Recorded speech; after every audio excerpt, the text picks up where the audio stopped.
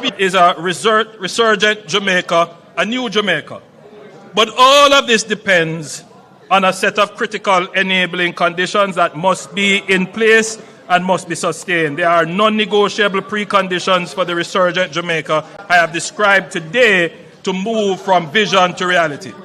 Enabler number one, maintaining debt sustainability and macroeconomic stability. You cannot buy water more expensive than gas. Madam Speaker, the first critical enabler is our ability to manage Jamaica's financing with the same discipline and intelligence that we have exhibited over the last decade.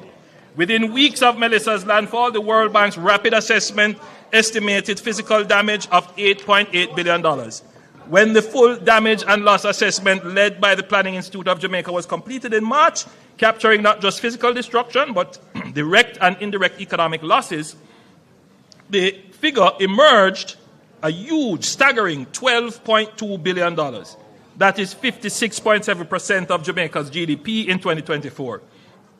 Let us put that in full perspective. This is more than 4 times the losses from Hurricane Gilbert, which held for decades the grim distinction of being the most costly hurricane in our history. It is also larger than the FinSAC bailout, which cost the country 42% of GDP. The difference, of course, is that FinSAC was not an external shock, it was a PNP-created shock. It was a purely domestic homegrown crisis caused by poor policy choices of the PNP administration of the 1990s. It took us 30 years to get back the debt to GDP down to the same level as it was at FinSAC. 30 years. And this is the administration that brought it down.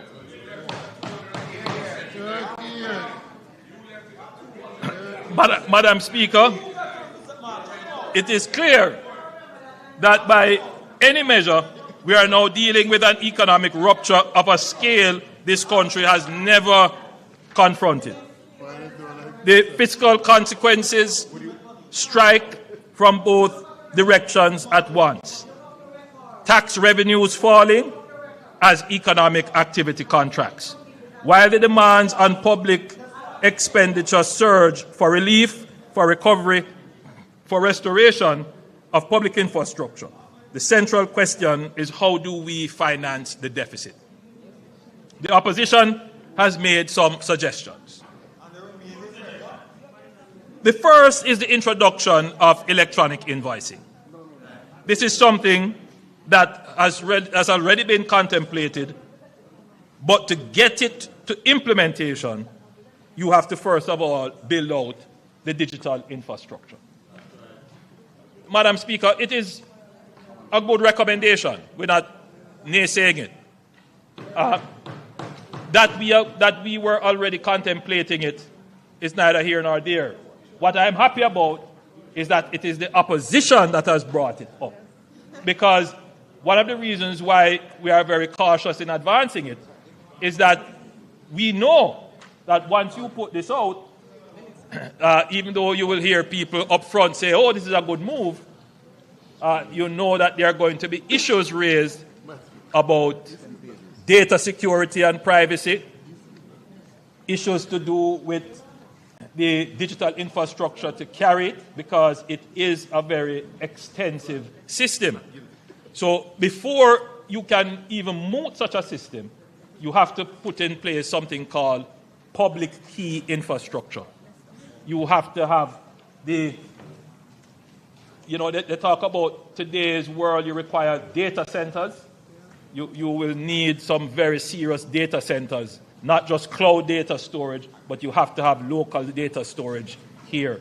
So there is a lot of work already being done to put us in a position to layer on this whole business of electronic invoicing. I'm therefore happy that we can say that there is consensus across the aisle that this is something that we must do.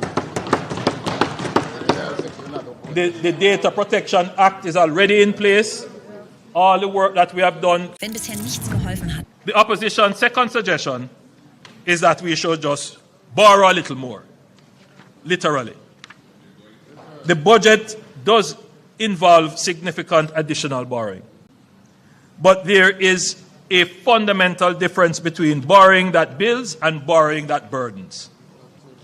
The government is committed to ensuring that every dollar of additional debt is deployed as capital investment in infrastructure that increases our productivity, in systems that strengthen our resilience, in projects that grow the economy and generate the future earnings from which the debt can be repaid.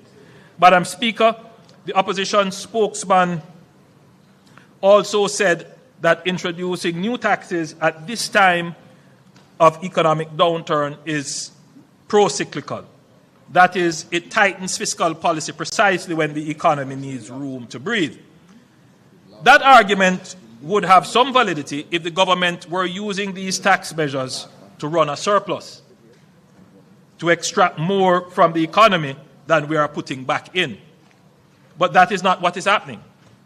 Even with these additional tax revenues, we are projecting a fiscal deficit. This is why we have suspended the fiscal rules.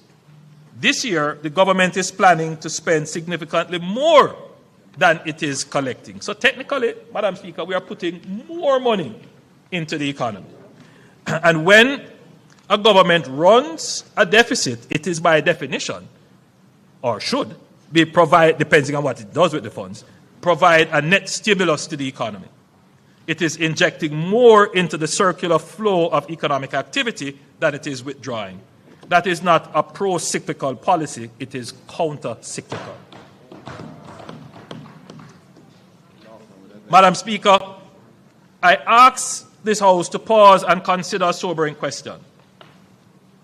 Where would Jamaica be today if we had listened to those who, during COVID, urged us to deplete our reserves, abandon our fiscal anchors, and spend without restraint? Where would we be standing now? Not only in the aftermath of the largest disaster in our nation's history, but also facing a fresh wave of global uncertainty driven by rising energy prices, supply chain disruption, and the conflict in the Middle East.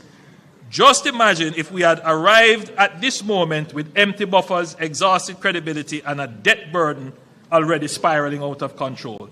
We would have had nothing left to give, no capacity to lend $150 million US to the JPS, no space to provide $10 billion in grants through the ROOFs program, no credibility to mobilize US $6.7 billion from our development partners. The light would still be off, there would be no water, and Jamaica would be at the mercy of circumstances rather than in control of them. Madam Speaker, the public sector wage bill now poses a fiscal risk. Over the past 3 fiscal years, this government has undertaken a comprehensive restructuring of public sector wages and salaries. This reform was necessary and long overdue. Over the preceding decade, a gap between public and private sector compensation had grown to a point where the public service was struggling to attract and retain the talent needed to serve our citizens effectively. The restructuring was designed not only to reduce the gap, but to simplify the pay system and bring greater transparency to how public servants are compensated. The results have been significant. The vast majority of workers have received meaningful increases in their take-home pay. However, we must be clear about what this has meant for our public finances. As a result of the compensation reform, the wage bill has risen by approximately 3.7 percentage points of GDP, and now stands at around 13.8% of GDP in 2025-2026, coming from our target previously of 9%. Prior to this reform, public sector wages accounted for 36 cents of every dollar of tax revenue collected. Today, that figure stands at 49 cents. That is a profound shift in the structure of public expenditure, and it demands that we must be careful in how we press for further increases. Madam Speaker, this present juncture in our history requires a different approach to wage negotiations. The government, through consistent inflation targeting, has ensured price stability in the market. Inflation can no longer be the sole driving force for wage demands. Further increases must now be linked to productivity and GDP growth. Increases that are disconnected from productivity gains and GDP growth will not result in higher standard of living and higher wages. They will result in inflation, which erodes the very purchasing power those increases were meant to protect. I recognize that this represents a profound and maybe even controversial paradigm shift.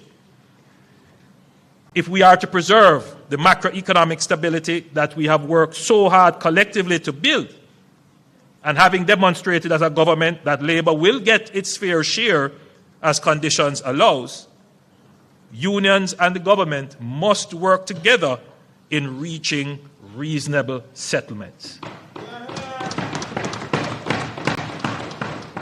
Madam Speaker, macroeconomic stability has anchored us through every storm, and the government will keep Jamaica firmly anchored. Madam Speaker, the other critical enabling factor is managing crime and violence. The number of murders recorded in Jamaica declined from 1,147 in 2024 to 673 in 2025, a 43% reduction in a single year. The first time in 31 years that Jamaica's murder toll has fallen below 700. And the momentum has not stopped. Between January 1 and March 14, murders have declined by a further 29.4% compared to the same period last year.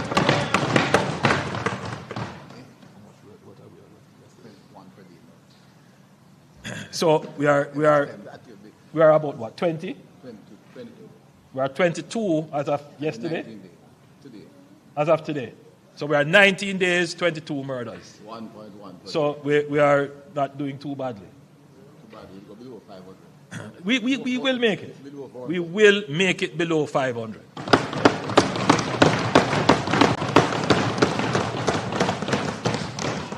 This is clear evidence that sustained intelligence-led security operations and deliberate legislative and institutional strengthening are transforming our national security landscape. This progress has been facilitated by strategic use of emergency measures to give our security forces the time and space to develop their capabilities and at the same time attenuate growing problems. We can safely say, as it is visible for all Jamaicans to see, that we have increased the capabilities of our security forces, and they are now far superior to the capabilities of organized criminal elements in the society. The state must have the best intelligence, the best communication, the best transportation, and the best tactical equipment and weapons to eliminate and deter criminal threats. But we have also been ensuring that the state forces use these capabilities according to the law with respect for human rights, compassion for victims, and protection of the vulnerable. A critical component of this performance has been an all-out assault on gangs spearheaded by the Joint Anti-Gang Task Force. Gangs are the engine of Jamaica's violent crime. They control territory, they traffic narcotics, they extort communities, and they kill. Dismantling them is not a policing challenge, it is a national security imperative. Madam Speaker, in the coming financial year, the JDF will move forward with the establishment of Camp Warwicker, a forward operating base on approximately 100 acres of land at an estimated cost of $5 billion. The forward operating base will enhance the JDF territorial dominance of the Ligoni Plains through enhanced strategic communications and situational awareness. But it is also a resilience-building measure, Madam Speaker, because as Newcastle becomes an aged camp, we have to find other strategic locations where we can house our defense force. And so Camp Warwicker is going to be yes, above you there, yes. So Camp Warwicker is going to become the new base and location for the JDF.